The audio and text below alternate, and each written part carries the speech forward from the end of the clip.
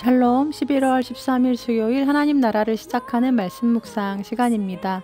오늘 아침 하나님께서 우리에게 주시는 말씀은 디모데후서 1장 9절에서 18절까지 말씀인데요. 오늘의 말씀을 젊은 삼누리 이순의 허지선 집사님께서 봉독해 주시겠습니다. 하나님의 말씀을 경청하십시오.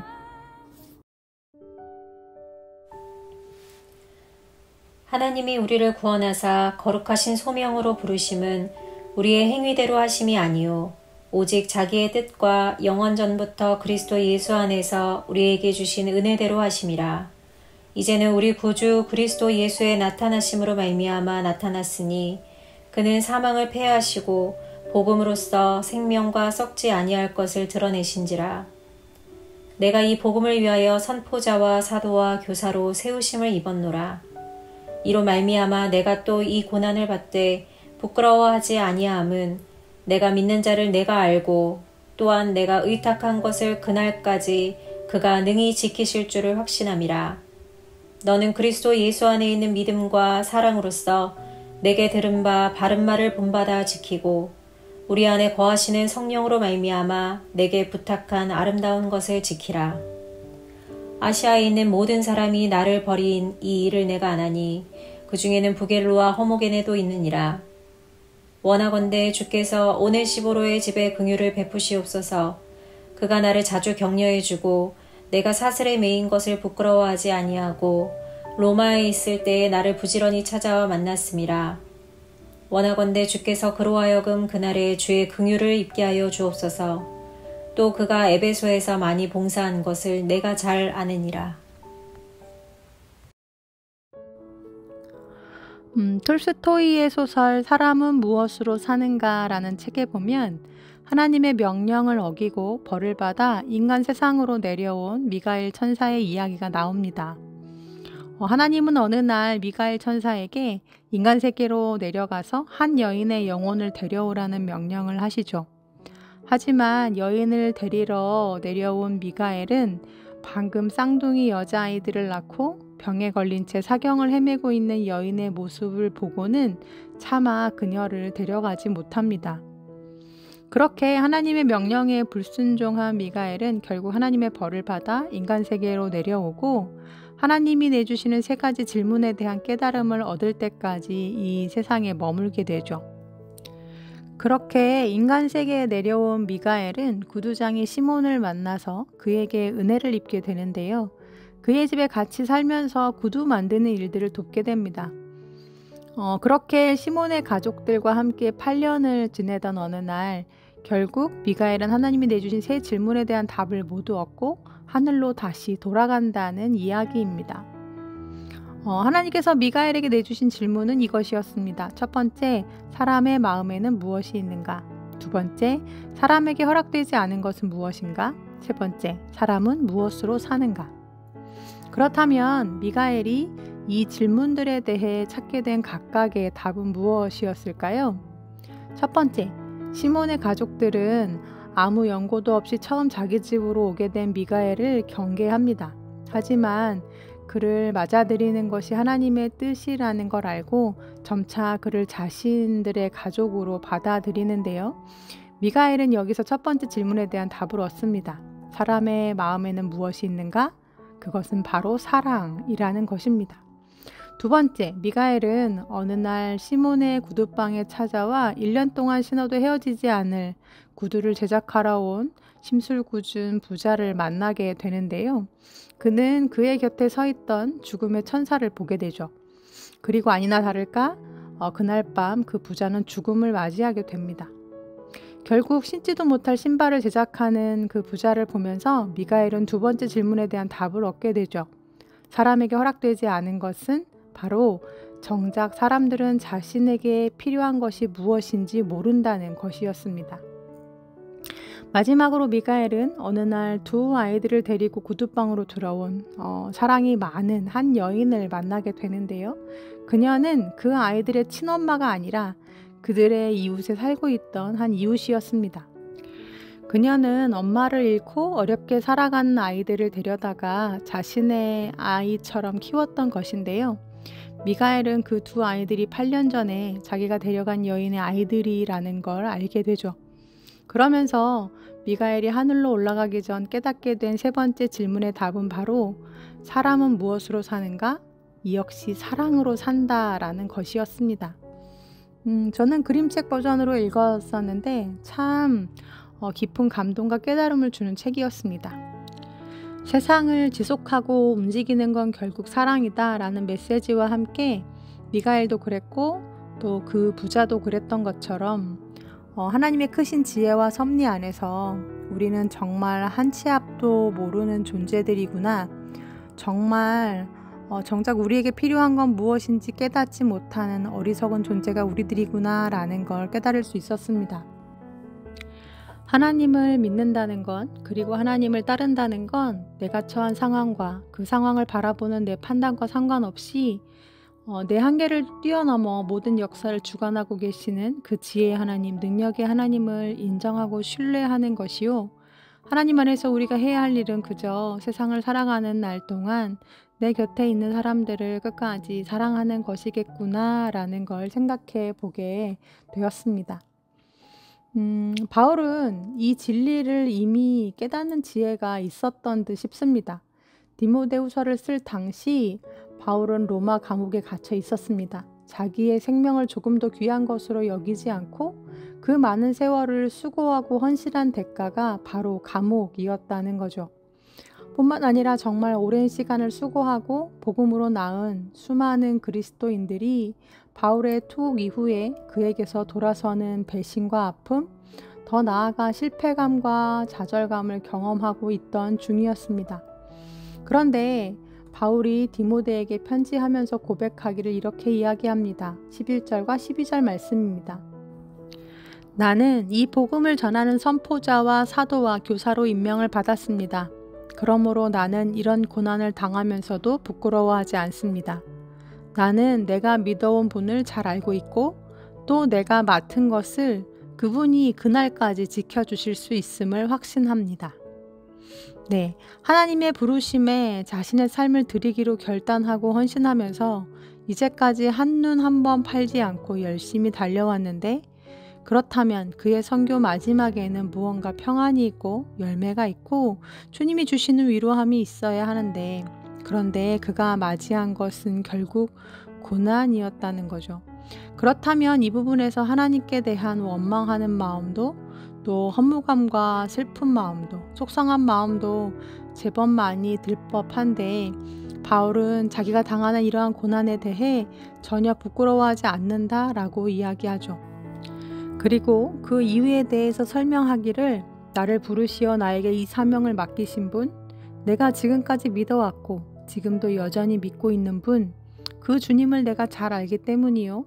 비록 나는 여기에 묶여 있고 내 사역과 삶은 여기서 끝날지 모르겠지만 하나님은 당신의 뜻을 멈추지 않으실 것이요.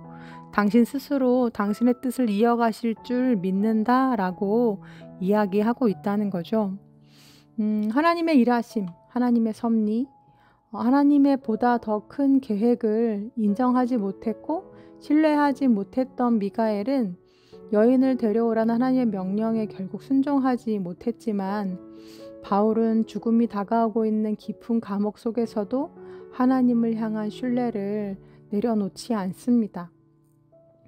지금까지도 그랬지만 앞으로도 이 복음의 사역은 내가 하는 것이 아니라 주님이 하시는 것이라는 걸 잘 알았기 때문이고 내가 멈춘다 해도 주님은 디모데와 같은 당신의 일꾼들을 통해 계속해서 일하실 것이란 걸 잘 알았기 때문입니다. 그래서 바울은 자신을 이어 그 사명을 감당할 디모데에게 아비와 같은 심정으로 이러한 당부의 말을 남기죠. 13절과 14절 말씀입니다. 그대는 그리스도 예수 안에 있는 믿음과 사랑으로 나에게서 들은 건전한 말씀을 본보기로 삼고 우리 안에 살고 계시는 성령으로 말미암아 그 맡은 바 선한 것을 지키십시오. 이게 무슨 말인가요? 디모데야, 무엇보다 중요한 건 내가 예수 안에 있는 거란다. 우리에게 필요한 건 다른 무엇이 아니라 바로 성령이야 라고 이야기해주고 있는 것입니다. 예수 안에서 믿음과 사랑으로 우리에게 주신 말씀을 행하며 우리 안에 거하고 계신 성령님으로 말미암아 우리에게 맡겨주신 사명을 행하라는 것이죠. 믿음도 사랑도 결국 내가 가질 수 있거나 행할 수 있는 것이 아닙니다.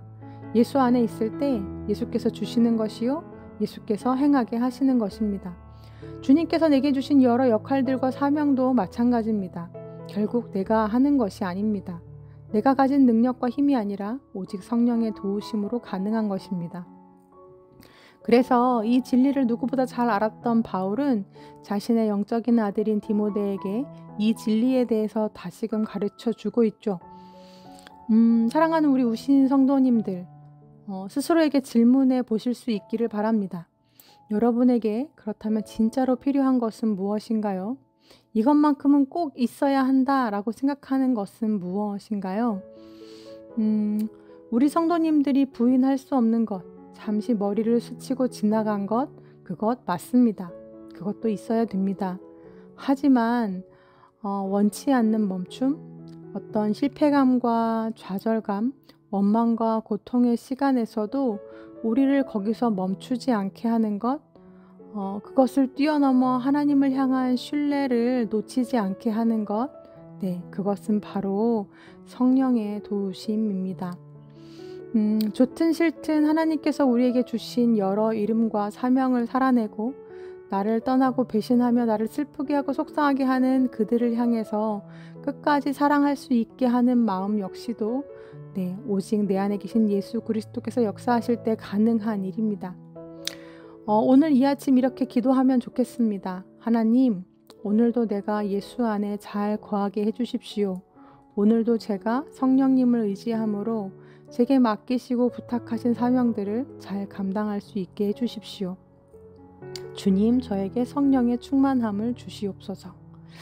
그리할 때 끝에서 끝을 보는 자가 아니라 주님의 일하심을 보는, 끝까지 주님을 신뢰할 수 있는 우리 우신 가족들이 되기를 간절히 기도합니다.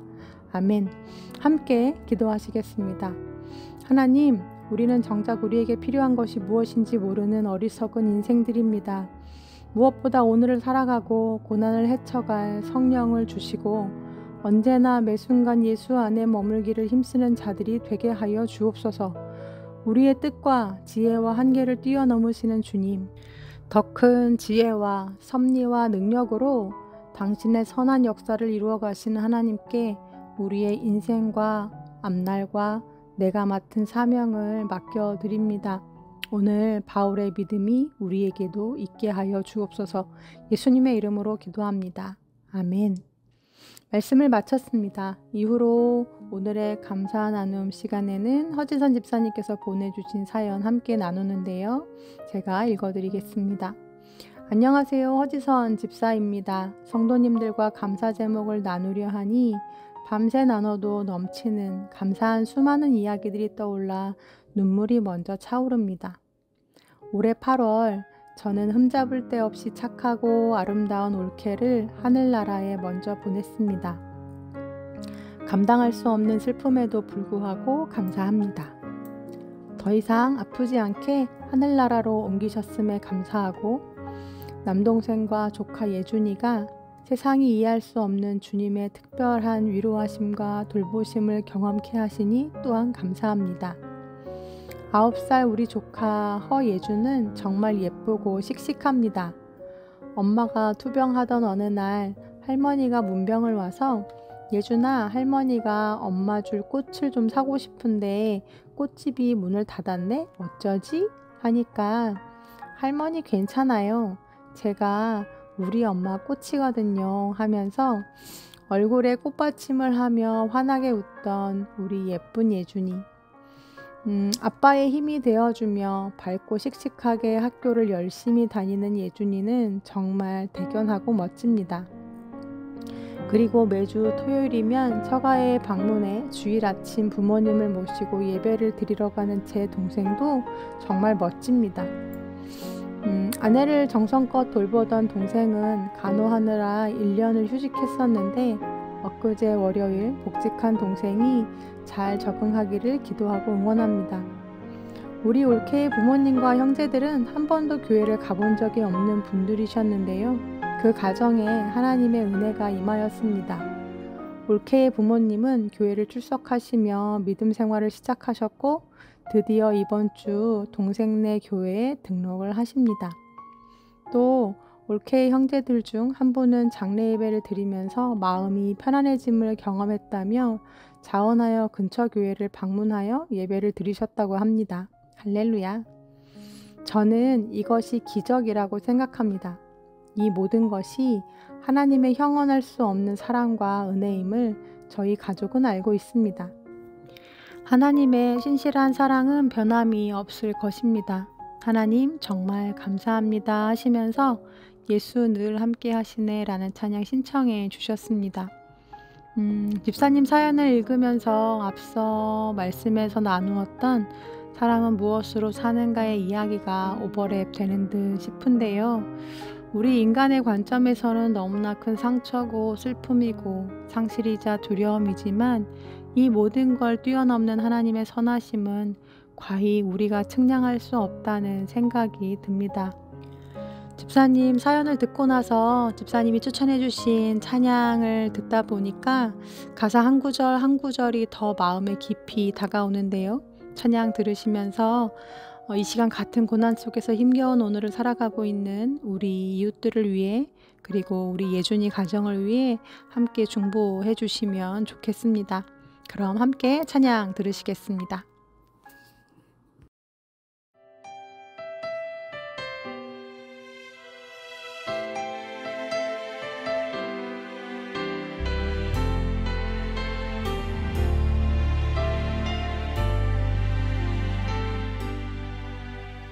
고단한 인생길 힘겨운 오늘도 예수 내 마음 아시네. 지나간 아픔도 마주할 세상도 예수 내 마음 아시네. 고단한 인생길 고단한 인생길 힘겨운 오늘도 예수 내 마음 아시네. 지나간 아픔도 마주할 세상도 예수 내 마음 아시네. 믿음의 눈 들어 주를 보리. 이 또한 지나가리라. 주어진 내 삶의 시간 속에 주의 뜻 알게 하소서. 하루를 살아도